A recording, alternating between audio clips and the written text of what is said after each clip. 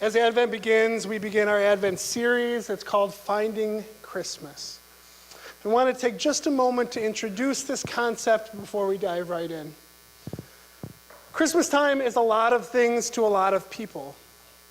Some of you might have already, each year it starts earlier and earlier, settled into Christmas. Christmas sometimes is about 7 minutes after you finish the turkey on Thanksgiving. And you start unpacking boxes and you start listening to Christmas music.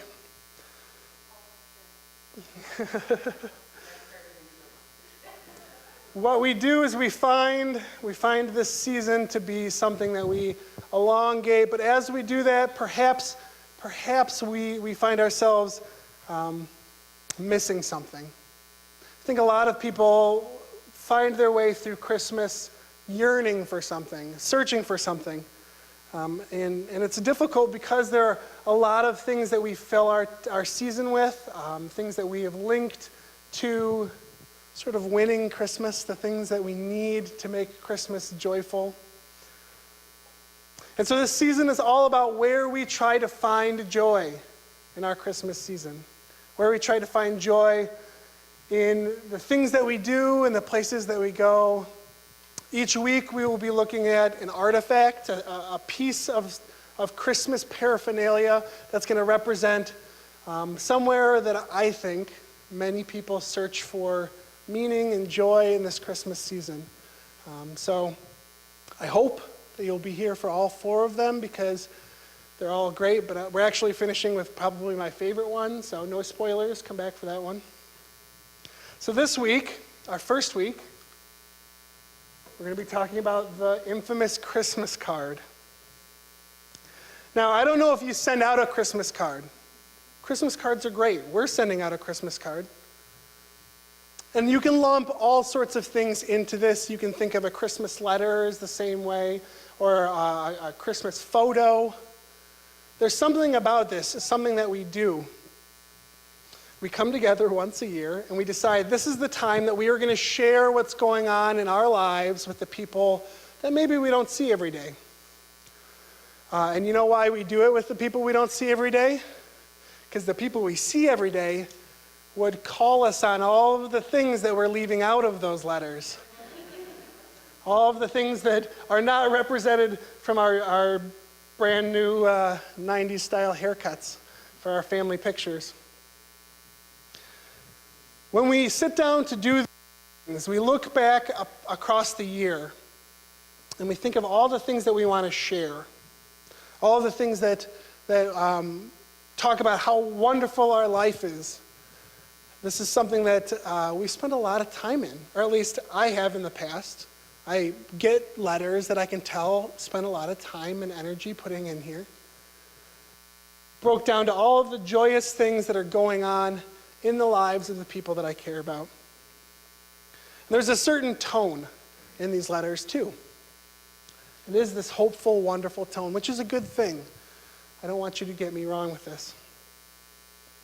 But the idea that I want you to consider is, where do we find joy in the Christmas season? As we sit down to list the things in our lives that are going on, we share. Why are we sharing? Who are we sharing about? Are we the people that we're writing? Are we the people that we are in this picture? I'm going to share our verse for today, which comes from the letter to the Romans from Paul. It's in the 3rd chapter, verses 21 through 26. If you'd like to follow along, it'll also be on the screen here. But now God's righteousness has been revealed apart from the law, which is confirmed by the law and the prophets. God's righteousness comes through the faithfulness of Jesus Christ for all who have faith in him. There's no distinction. All have sinned and fall short of God's glory. But all are treated as righteous freely by his grace because of a ransom that has been paid by Jesus Christ. Through his faithfulness, God displays Jesus as the place of sacrifice where mercy is found by means of his blood.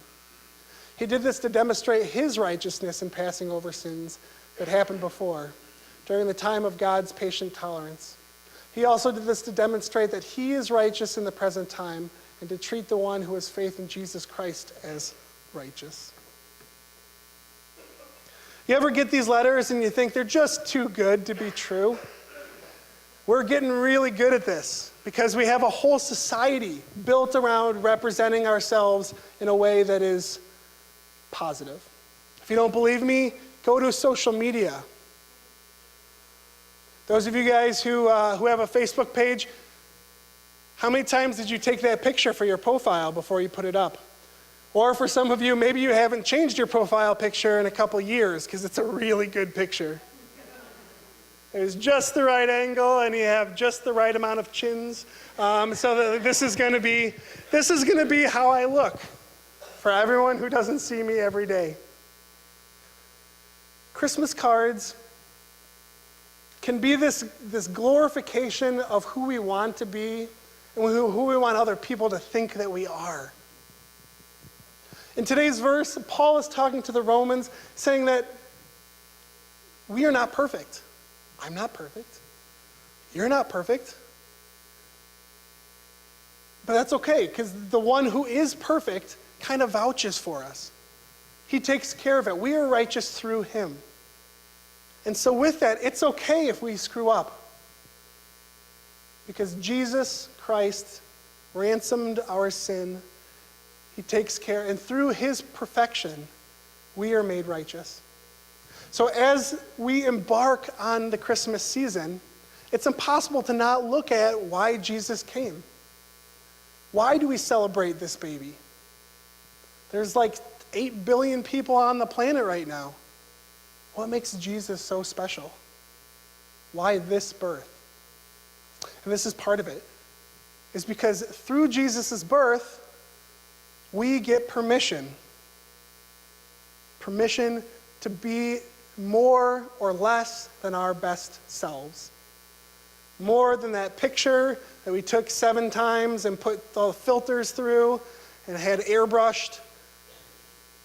It's okay to be messy.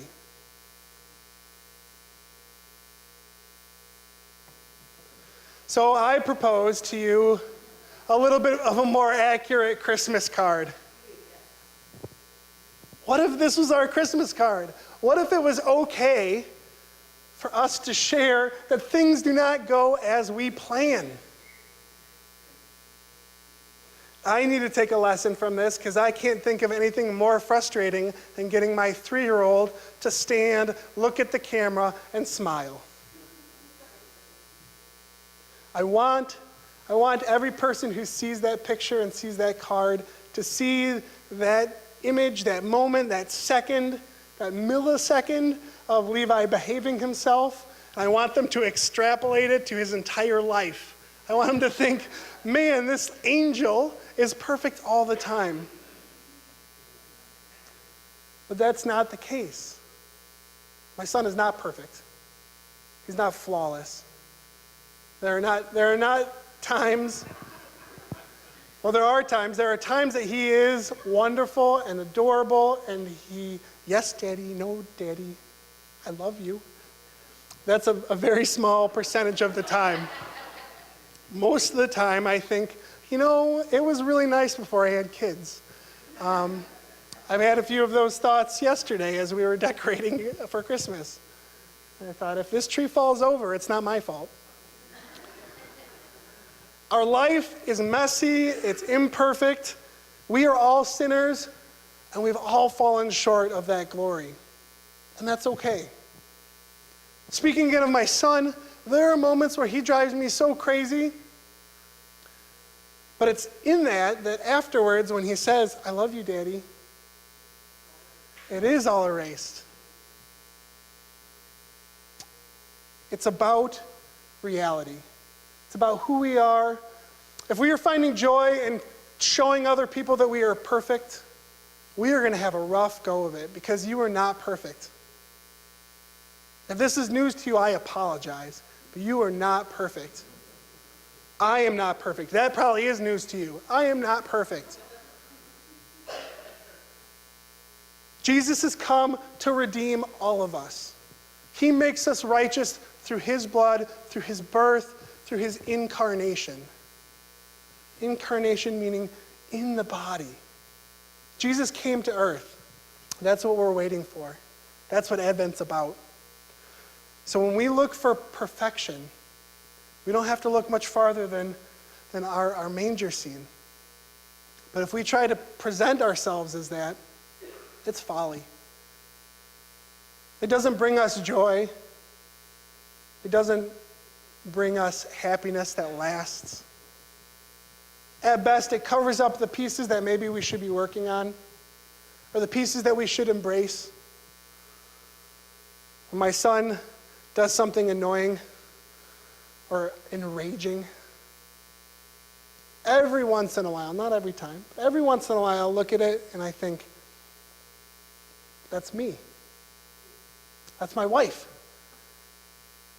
I get to see that in my son, and that's so amazing. In his imperfections, I love him so dearly. This Christmas, if you were looking for redeeming joy in the fake selves that we put on Christmas cards, that we put in Christmas letters, that we put on our Facebook posts, you're going to find yourself wanting. The joy will be as fake as the lives that we are presenting. Perfection does not bring joy. And that's good news because we're not perfect. Joy comes from the redemption of Jesus Christ. So it's okay, be messy, be broken, be imperfect. That's where Jesus met us. That's where Jesus finds us. That's where Jesus was born into to join us, is in this messy, imperfect, broken world. This first Sunday of Advent, remember that there was a baby born in our mess that was sent here to redeem us. This is how we will find Christmas. Jesus is coming. Let us pray.